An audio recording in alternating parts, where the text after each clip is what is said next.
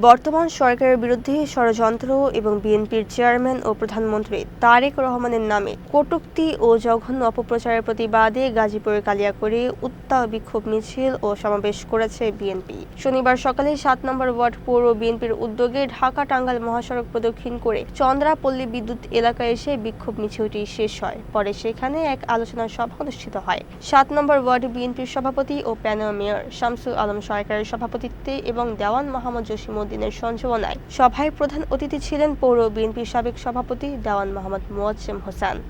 বক্তারা কড়া হুঁশিয়ারি দিয়ে বলেন, সরকারের বিরুদ্ধে ষড়যন্ত্র এবং প্রধানমন্ত্রী তারেক রহমানকে নিয়ে কোনো ধরনের অপপ্রচার সহ্য করা হবে না। এই সময় যুবদল ও স্বেচ্ছাসেবক দল সহ অঙ্গ সংগঠনের বিপুল সংখ্যক নেতাকর্মী উপস্থিত থেকে ঐক্যবদ্ধ প্রতিবাদে ডাক দেন। ছাত্রলীগের গুন্ডারা বিএনপির যুগ্ম সাধারণ সম্পাদক দেওয়ান মোহাম্মদ হাবিবুর রহমান আলম রিয়াজ, আমাদের মাঝে স্বেচ্ছাসেবক দলের ৭ নম্বর ওয়ার্ডের সাধারণ সম্পাদক, কালিয়াকৈর পৌরসভা নির্বাচনে বিএনপি আন্দোলনের জন্য রাস্তায় নেমে যান।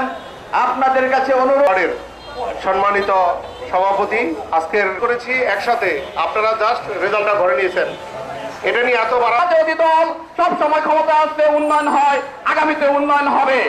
বাংলাদেশের আপসহীন নেত্রী, জনগণের নেত্রী, সাবেক প্রধানমন্ত্রী জনাব খালেদা জিয়ার জন্মদিন, সেই হিসাবে আজকের এই দিনটি শুভ দিন। আর সবচেয়ে কলঙ্কিত দিন এই 15ই আগস্ট, বাংলাদেশের সবচেয়ে স্বৈরাচারী সরকার, স্বেচ্ছাচারী সরকার, আওয়ামী লীগ সরকারের সপরিবারে, শেখ মুজিবুর সহ সপরিবারের বাংলাদেশের সেনাবাহিনী কর্তৃক তাদেরকে হত্যা করে হয়েছিল। সেই দিন আজকে 15ই আগস্ট। যখন আমাদের তারেক রহমান বাংলাদেশের ফ্যামিলি কার্ড দিয়ে পরিবারে স্বাবলম্বী করার চেষ্টা করেছে, আমাদের কৃষি কার্ড দিয়ে কৃষককে কৃষি নির্ভর একটি বাংলাদেশ গড়ার চেষ্টা করেছে, তখনই আমাদের প্রধানমন্ত্রী, মানবিক প্রধানমন্ত্রীর বিরুদ্ধে ষড়যন্ত্রে লিপ্ত হয়েছে, দেশি বিদেশি আন্তর্জাতিক ষড়যন্ত্র। তার এই প্রতিবাদে আমরা আজকে রাজপথে সামান্য জানানো দিলাম। আমাদের দেশের, আমাদের প্রধানমন্ত্রী তারেক রহমান সারা পৃথিবীতে তারুণ্যের অহংকার, সেই লোকের সম্বন্ধে আপনারা বিভিন্ন কটূক্তি মন্তব্য করেন। আপনারা আমাদেরকে হুঁশিয়ার করে দিতে চাই। আমরা চাই আমরা এই দেশের